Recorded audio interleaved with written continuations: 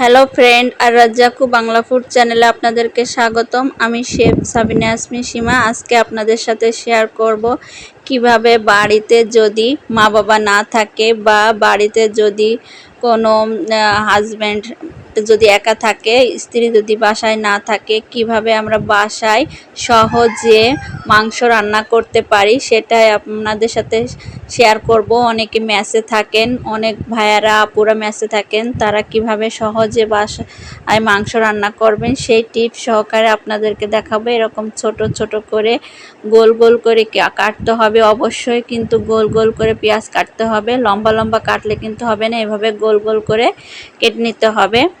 এরপরে একটি কড়াইতে আমরা তেল দিয়ে নেব। আমি আপনাদের কাছ থেকে একটি দুঃখিত হচ্ছি যে আমার বাবা মারা যাওয়ার কারণে আমি আপনাদের বেশ কিছুদিন ভিডিও দিতে পারিনি। তার জন্য আপনাদের কাছে আমি খুবই ক্ষমা চেয়ে নিচ্ছি, কারণ আমি খুবই আপসেট ছিলাম এবং আমার বাবা মারা যাওয়ার কারণে আমি সেখানে ছিলাম, তাই আপনাদেরকে ভিডিও দিতে পারিনি। আমি খুবই লজ্জিত এবং আপনাদের কাছে ক্ষমা চাচ্ছি যে আমার ভিডিও নিয়মিত আমি দিতে পারিনি। এখন থেকে দেওয়ার চেষ্টা করব। আমার সাথেই থাকবেন, ভালো লাগলে লাইক কমেন্ট এবং শেয়ার করে আমার পাশে থাকবেন। 27শে রমজানে আমার বাবা মারা গেছে। এবার তেলটা গরম হলে এখানে আমরা পেঁয়াজ দিয়ে পেঁয়াজটা ভালো করে বাদামি করে ভেজে নেব।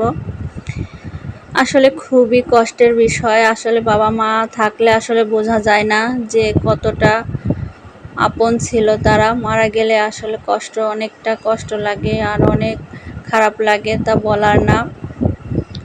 আপনার আমার বাবার জন্য দোয়া করবেন।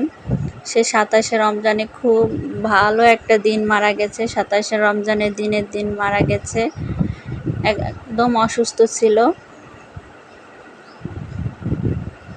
এখন এখানে আমরা এই যে শুকনা মশলাগুলো দিয়ে দেব, লবণ, মরিচ, শুকনো মরিচ, তারপরে খুবই সহজ এরকম বাদামি করে একটু ভেজে নিয়ে এরকম একটু সাইডে দেবেন। সরাসরি তেলে দিলে কিন্তু পুড়ে যাওয়ার সম্ভাবনা থাকে। এই যে এটা ধনের গুঁড়ো দিয়ে এটাকে সুন্দর করে আমরা দেখুন এখানে লবণ দিয়ে দিলাম, যা কিছু প্রয়োজন এরকম সব কিছু দিতে হবে। এবার গরম মশলা দিলাম, একটা ফল দিলাম, 2-3টা ফল এরকম দিতে হবে। দিয়ে এটাকে আমরা সুন্দর করে নাড়িয়ে নেব।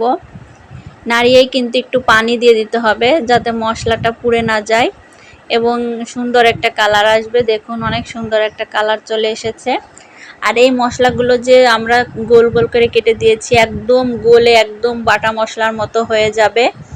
আসলে অনেকে দেখা যাচ্ছে যে বাড়িতে ঈদের সময় বেড়াতে যায়, মা বাবার বাড়িতে বেড়াতে যায় মেয়েরা, তখন কিন্তু হাজব্যান্ডরা বাসায় একা থাকে। এই যে দেখেন এটা হচ্ছে মাংসের মশলা, এই মশলাটা দিলে একদম মাংসের যে পারফেক্ট টেস্ট সেটা চলে আসবে এবং খুবই মজাদার লাগবে খেতে আর খুব টেস্ট আসবে, একদম প্রফেশনাল রান্নার মতো হয়ে যাবে।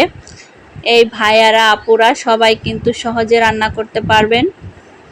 এখন দেখেন আমি কিন্তু দীর্ঘদিন বাবার বাড়িতে ছিলাম, এই জন্য কিন্তু আমি যখন ছিলাম না তখন আমার হাজব্যান্ড কিন্তু এই রান্নাটা করছে এইভাবে, আর সে কিন্তু সহজেই করতে পারছে। যদি সে না জানতো তাহলে কিন্তু করতে পারতো না। তাই আমি ভাবলাম আপনাদের সাথে শেয়ার করি যাতে আপনারা সহজে এই রান্নাটা করতে পারেন বাসায়। এখানে 1 কেজি মাংসের জন্য 2 চা চামচ মতো দিলেই যথেষ্ট, 1 চামচ দিলেও হবে, তবে 2 চামচ আমি দিলাম এখানে, আমার একটু মাংসের পরিমাণটা বেশি। তারপরে একটু পানি দিয়ে মশলাটা ভালো করে আমি কষাই নেব। দেখুন কালারটা কত সুন্দর এসেছে আর কত সহজে দেখুন মশলা হয়ে যাচ্ছে আর টেস্টটা দ্বিগুণ বেড়ে যাবে। এই যে দেখুন মশলাটা সুন্দর কিন্তু হয়ে গিয়েছে কালার, আর সুন্দর একটা সুঘ্রাণ আসছে, আপনারা হয়তো পাচ্ছেন না, অবশ্যই বাসায় তৈরি করলে অবশ্যই পাবেন। এবার আমরা মাংসগুলো দিয়ে দেব। এভাবে রান্না করলে দেখবেন আপনার বাসায় সবাই কিন্তু অবাক হয়ে যাবে। যারা রান্না করতে পারেন না তারাও কিন্তু খুব সহজেই এভাবে রান্না করতে পারবেন। আসলে অনেক আপুরা হয়তো হোস্টেলে থাকে, চলে আসে ঈদের পরপরই, তারা কিন্তু অনেক সময় মাংস খেতে ইচ্ছা করলেও সহজে রান্না করতে পারেন না। একবার এভাবে রান্না করলে আপনি সহজেই রান্না করতে পারবেন এবং সবাই মিলে মজা করে খেতে পারবেন। এছাড়া যদি আপনারা করেন, যাদের ভাইয়ারা আপুরা বেড়াতে চলে যায়, স্ত্রী বেড়াতে চলে যায়, ভাইয়ারা বাসায় একা থাকেন কিন্তু মাংস খেতে ইচ্ছা করে, তখন যদি আপনারা এভাবে মাংস রান্না করেন তাহলে দুর্দান্ত স্বাদ হবে এবং দুর্দান্ত টেস্ট আসবে। আর মশলাগুলো কিন্তু একদম গলে, যতক্ষণ না এই মাংস রান্না হবে ততক্ষণ মশলাগুলো গলে একদম ভুনা ভুনা হয়ে যাবে। আর একদম মশলাগুলো গলে একদম বাটা মশলার মতোই হয়ে যাবে স্বাদটা। আপনারা পুরোপুরি দেখতে থাকুন। দেখুন, আমি শেষ পর্যন্ত আপনাদের দেখাবো কত সুন্দর মশলা দিয়ে রান্নাটা হয়, কত সহজে। অথচ আমরা কত বাটাবাটি করে, কত কষ্ট করে রান্না করি। এভাবে একবার রান্না করলে আপনি বারবার খেতে পারবেন। আর খুবই দুর্দান্ত টেস্ট আর খুবই স্বাদ হবে। আর যে কেউ রান্না করতে পারবে এভাবে মাংস। আপনারা বড় বড় পিকনিকে অনেক সময় ছেলেরা রান্না করে পিকনিকে, তারা কিন্তু সহজে এরকম রান্না করতে পারবেন। তাহলে কিন্তু একটুও কষ্ট হবে না, আর পিকনিকের মজাটা আরও বেশি বেড়ে যাবে। সহজে মাংস রান্না হবে আর স্বাদটাও দ্বিগুণ হবে। এখন আমরা এটা ঢেকে ভালো করে আমরা কষিয়ে নেব। দেখুন, মাংসটা সুন্দর করে কষিয়ে নিয়েছি। মাংসর থেকে যে পানি বের হয়েছিল সেই পানি দিয়েই কিন্তু মাংসটা সুন্দর কষে গিয়েছে।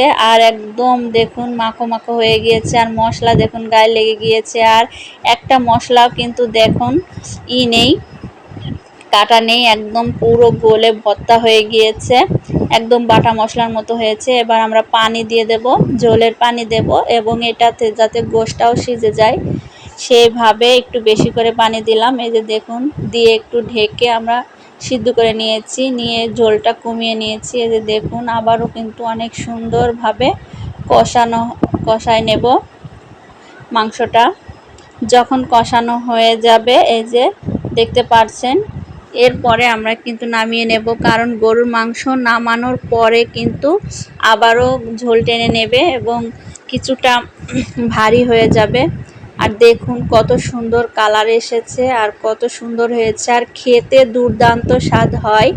মাংসের মশলাটা দিলে খেতে এত দুর্দান্ত স্বাদ হয় যে সবাই আঙ্গুল চেটে পুটে খাবে এবং বলবে যে হয়তো প্রফেশনাল কোনো মানুষ দিয়ে রান্না করা, এত টেস্ট হবে আর এত মজা হবে। দেখুন মশলাটা কত ঘন হয়েছে, একদম মনে হচ্ছে অনেক মশলা বেটে তাই কিন্তু মাংসটা রান্না করা, কিন্তু আমি আপনাদের সামনেই রান্না করলাম। দেখুন কত সুন্দর ঘন হয়েছে আর কত সুন্দর কালার এসেছে, আর খেতেও দুর্দান্ত স্বাদ হয়েছে। একবার এভাবে বানিয়ে খেয়ে দেখুন। ভালো লাগলে লাইক সাবস্ক্রাইব করে আমার পাশে থাকুন এবং লাইক সাবস্ক্রাইব করে রাখলে পরবর্তীতে সহজে নোটিফিকেশন আপনার কাছে পৌঁছে যাবে।